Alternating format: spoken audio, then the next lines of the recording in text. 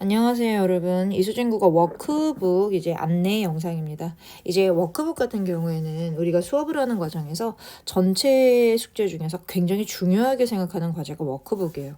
워크북 과제는 거의 매주 우리가 이제 나가는 교재고, 그리고 전체 숙제 중에서 얘를 해왔는지 안 해왔는지를 가장 중시 여기는, 그러니까 숙제 중에서 우선순위가 되어야 될 과제 중에 하나고요. 심지어 이 워크북은 과제로 사용한과 동시에 실제로 우리가 클리닉 때 약점 분석용으로 굉장히 많이 사용합니다. 그러니까 사실 워크북을 얼마나 해왔는지를 보면 어떠한 약점이 있는지를 선명하게 알 수 있어요. 그러니까 갖고 다니시는 게 좋고, 어지간하면 클리닉에 오실 때 가지고 오시는 것을 추천합니다. 자, 워크북 같은 경우에는 이제 매번 우리가 매주 나가는 교재이기 때문에 사진이나 표지를 바꿔요. 그래서 일반적으로 워크북의 그 주수나 뭐 이런 것들 헷갈릴 일은 잘 없지만, 혹시 헷갈릴까봐 워크북 아래 작은 소제목에 이제 주수를 넣어 놨습니다. 이 지수가 일반적으로 휴강 없이 진행되는 반이 우리가 많기 때문에 1년을 풀로 들어가면 45주 구성으로 들어갈 거예요.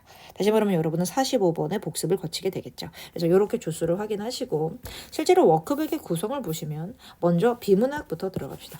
비문학은 이제 어떤 식으로 구성이 되어 있냐면, 비문학 얘기 시작할게요. 자, 비문학 같은 경우에는 우리가 두 가지를 다루죠. 모의고사에 있는 비문학도 모의고사 한 회풀이, 그리고 간슬개의 비문학. 근데 간슬개에서 우리가 보는 비문학 혹은 모의고사에서 보는 비문학은 사설 비문학입니다. 그러니까 평가원이 만들어낸 비문학은 아니죠.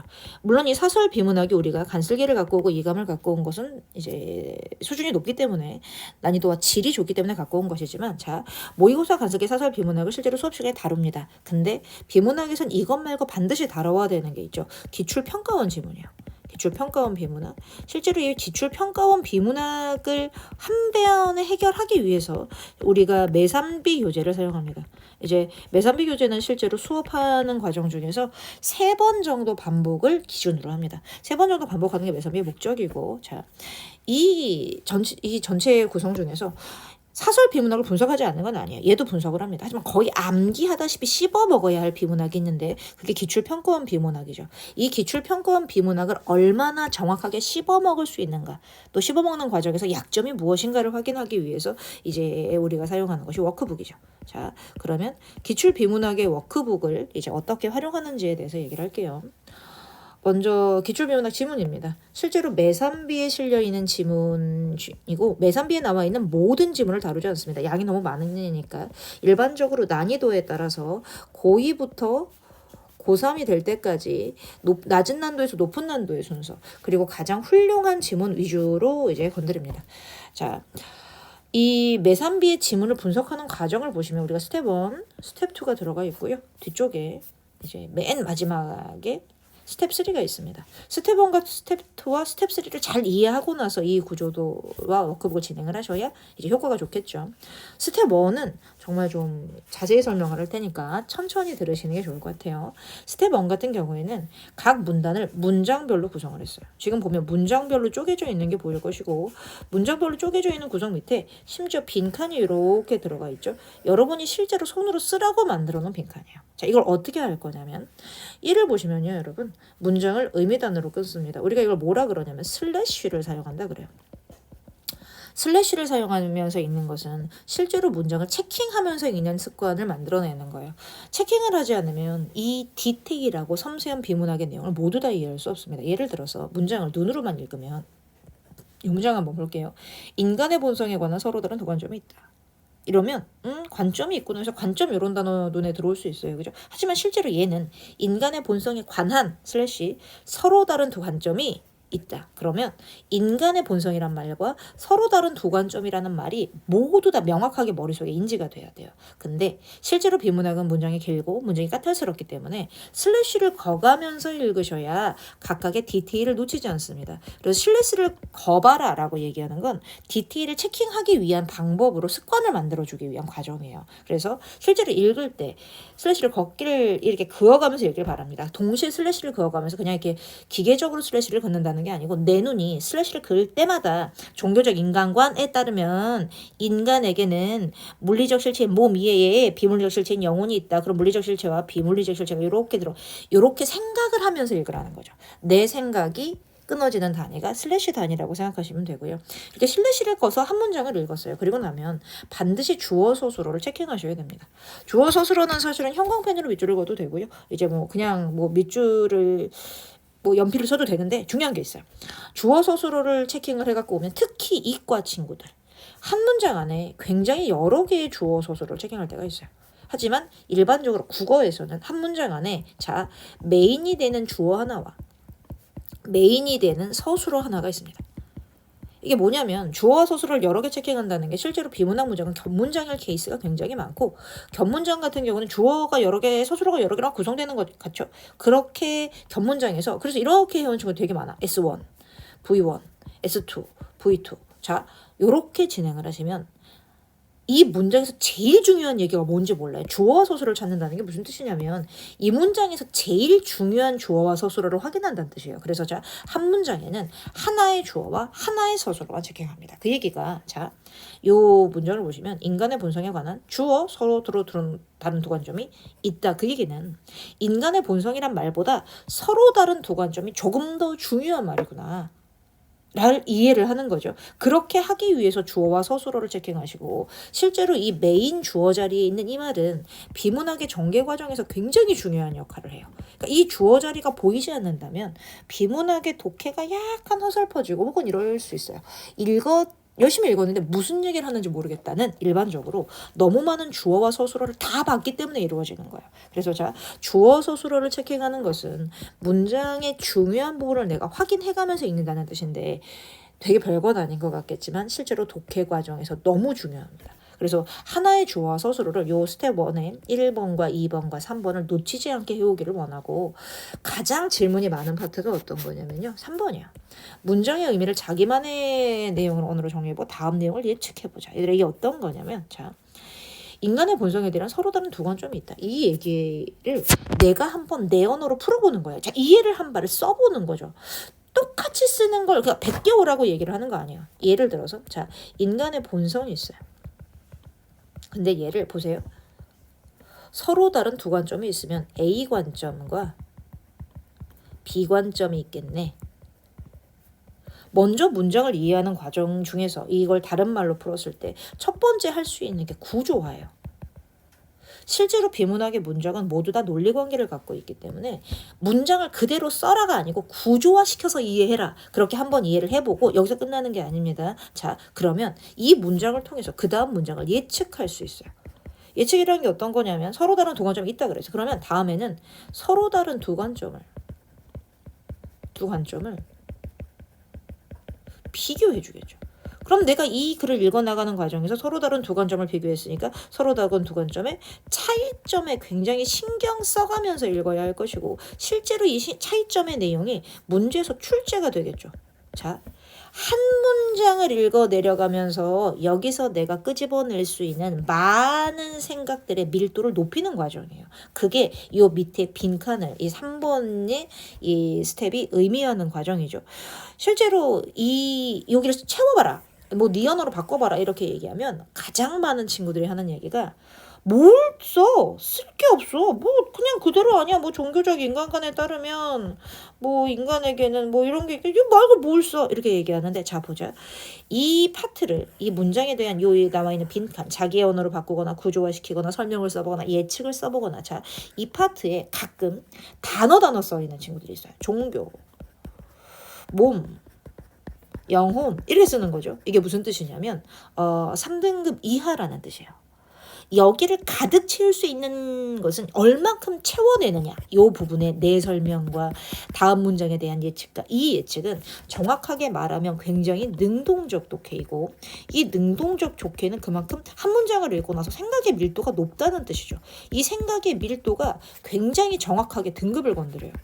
여기를 잘 채우는 놈 열심히 채우는 데는 일반적으로 1등급, 2등급이에요. 그 친구들이 이만큼을 채워낼 수 있어요. 그럼 내가 그만큼을 채워낼 수 없다는 건 자, 국어가 점수가 안 나오는 것이 내가 문제를 덜 풀어서 혹은 머리가 나빠서가 아니고 한 문장을 읽고 나서 많은 생각을 할 수 없는 것이구나 라고 생각하셔서 이 부분을 되도록이면 더 많이 채우려고 애를 쓰셔야 돼요. 자, 이 과정을 근데 이 과정이 이 빈칸이잖아요. 그죠? 이 문장 뒤에 요 빈칸 되게 막막하게 느껴질 수 있어요. 어떻게 채워야 될지 모르겠고 채워보고 싶은데. 그래서 자, 항상 이 과정이 끝나고 나면 뒤에 이래서 우리가 워크북이 있죠. 선생님이 해설이 있어요. 이제 이건 선생님이 이 문장에 대해서 자 실제로 슬래시를 끊고 주어 서술어를 찾은 다음에 지금 보이죠? 슬래시를 끄는 것. 이게 1번을 한 거죠. 주어 서술어를 찾았어요. 2번을 한 거예요. 그리고 그것에 대한 이 문장을 통해서 쌤이 이제 뽑아낼 수 있는 모든 생각을 뽑아내서 써놓은 것이 3번이에요. 3번에는 자 문장에 대한 구조적 정리, 다음 문장에 대한 예측, 혹은 이 문장을 통해서 내가 생각하거나 떠올릴 수 있는 것 같은 혹은 내가 생각해내는 예시들 이런 것들을 모두 다 이 파트 안에 넣어놨어요. 그럼 여러분이 이 워크북을 어떻게 해야 되냐면 자 앞부분에서 이 문장을 봐요. 그리고 문장에서 하라는 대로 해요. 슬래시도 그어보고 만약에 말이 자 주어 서술어도 찾아보고 그리고 가장 관건이 되는 게 뭐냐면 이 내용을 채우는 거겠죠. 근데 이 내용을 채웠는데 잘 못 채울 거 아니겠어요. 그래서 다 해보고 나서 옆에 가서 자 해설지를 보면서 비교하세요. 종교적 인간관, 물리적 실체인 뭐, 비물적 실체인 영어. 일반적으로 이건 나도 했는데 종교적 인간관 답네. 인간에게는 뭔가 영혼이 있다고 생각하는구나. 나는 이 생각까지 쓸 생각은 못했어. 요 문장까지 했으면 선생님이 이 글을 되게 읽으면서 이제 호기심과 흥미를 갖고 보고 있네. 얘를 보고 느꼈잖아. 종교적 인간관은 몸 말고 영혼. 영혼 진짜 종교적인데? 자, 이렇게 생각을 했구나. 이 생각을 선생님이 조금 더 할 수 있었구나, 나보다. 이런 것들이 필요하다는 거지. 그래서 제일 좋은 건 뒤쪽에 얘를 보면서 정 안 된다. 베껴 써보세요. 베껴 쓰는 게 너무 괜찮다. 그러면 다음에 이만큼 생각하려고 애는 써야 되고 실제로 해설지를 읽으면서 나는 여기가 안 됐어. 내가 생각을 잘 못한 부분에 체킹을 한번 해보고 밑줄을 그어보는 거. 그러면서 자 목적은 하나죠. 지금 여러분들이 생각하고 있는 나의 생각의 밀도를 쌤이 보여준 샘플 생각. 해설지에 나와 있는 게 샘플 생각이죠. 여기와 가까워지게 노력을 하는 거. 그걸 우리가 45주 동안 45번 진행하는 거죠. 자, 이 워크북이 자 이제 다시 앞으로 돌아가서 이 워크북을 굉장히 중시하게 여기는 게 이게 얼만큼 채워져 있는지가 실제로 등급을 결정해요.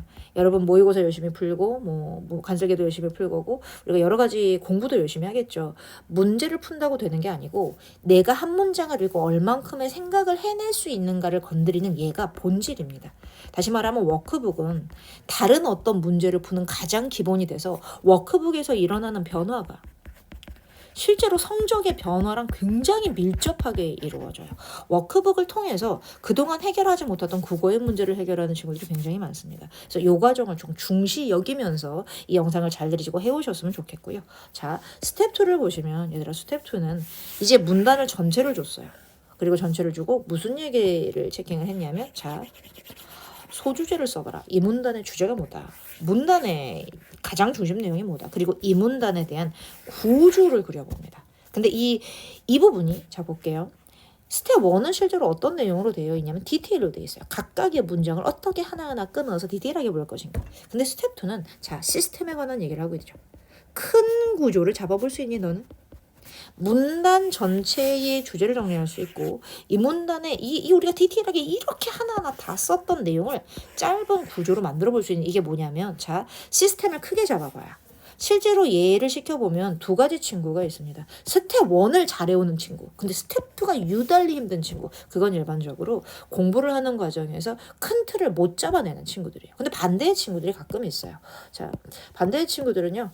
스텝 2가 되게 편해요. 차라리 구조를 그리고 얘를 하라 그러면 하겠어. 근데 각각의 문장을 이렇게 분석하라 그러니까 못하겠어. 이러면 오히려 디테일이 약하고 약간 내 머리가 큰 구조를 잡아내는데 적합한 친구들이죠.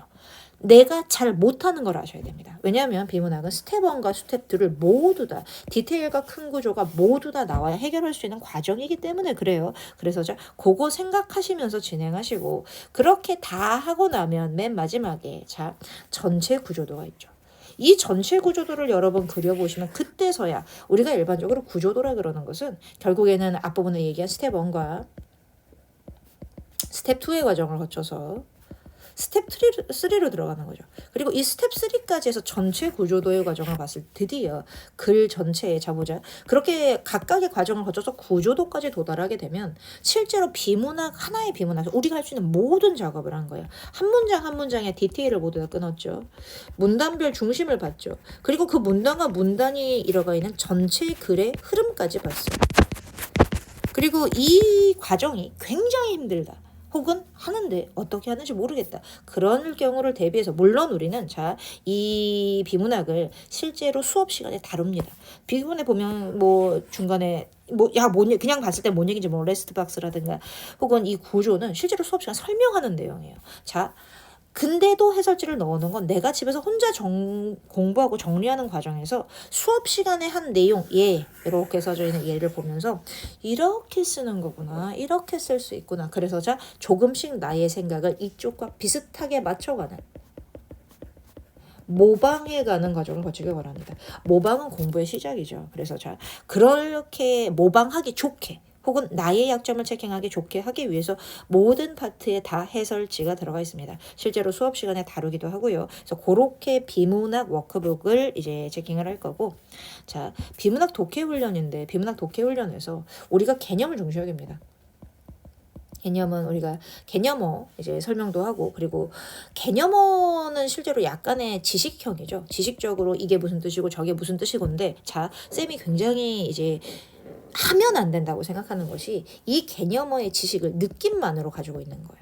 느낌만으로 가지고 있는 개념어는 실제로 시험 시간에 활용을 할 수가 없습니다. 그래서 문학이 어려워지고 있는 과정이기 때문에 이 지식을 느낌으로 두지 않고 설명할 수 있고 예시를 뽑아낼 수 있는 과정까지 거쳐가려고 하죠. 그래서 우리가 매주 쪼가먹는 개념을 내보냅니다. 이게 어떻게 하는 거냐면 여기에 각각의 선지나 혹은 개념에 대한 개념이 들어가 있어요.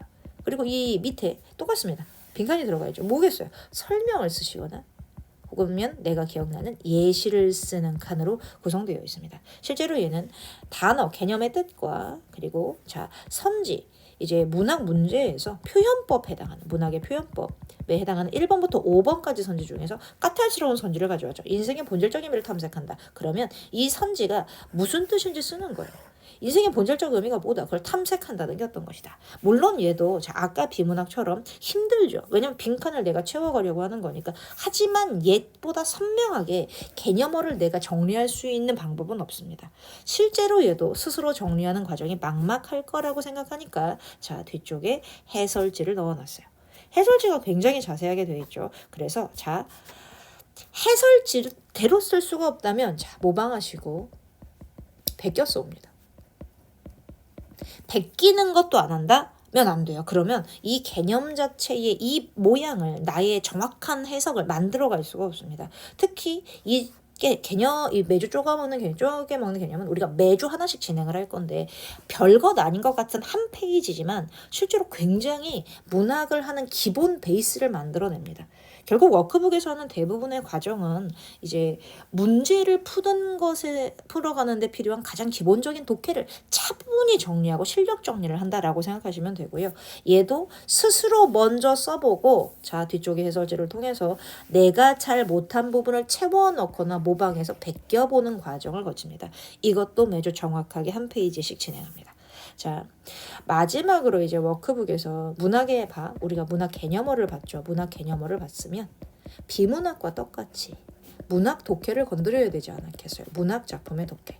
문학 작품의 독해를 보시면 이게 얘들아 문학 작품은 비문학하고 다르게 파트가 많죠. 현대시, 고전논문, 이제 현대소설, 고전소설 다 있는데 각각의 파트로 우리가 모두 다릅니다. 첫 번째 시작할 때 현대시부터 건드릴 건데 여러분 현대시 보시면 인동차죠. 수능 완성 그리고 얘도 기출 문학에 이미 들어가 있는 시예요. 먼저 얘도 똑같이 여러분이 채우는 칸이 되어 있어요. 스텝 1을 가보시면 시의 제목을 확인합니다. 그리고 무슨 내용인지 예측해서 제목의 예측을 써봅니다. 굉장히 중요합니다. 왜냐하면 일반적으로 시를 읽을 때 제목을 잘 안 보더라고요. 하지만 제목 보셔야 됩니다. 왜냐하면 시의 제목은 거의 주제를 함축하고 있기 때문에 가끔 어떤 시들은 제목만으로 주제가 끝나기도 해요. 인동차 얘들아 보면 참을인자의 겨울동자거든요. 겨울을 참는다. 시련을 참는 차다.가 제목의 의미예요. 그럼 사실 이 시의 내용은 시련을 참다가 될 거거든요. 그래서 되든 안 되든 혹은 맞든 못 맞든 시의 제목부터 시작하는 습관을 주기 위해서 자 예측이 1번이고요. 똑같습니다. 이 비문학과. 왜냐하면 문장을 읽는 방법은 비문학이든 문학이 똑같기 때문이에요.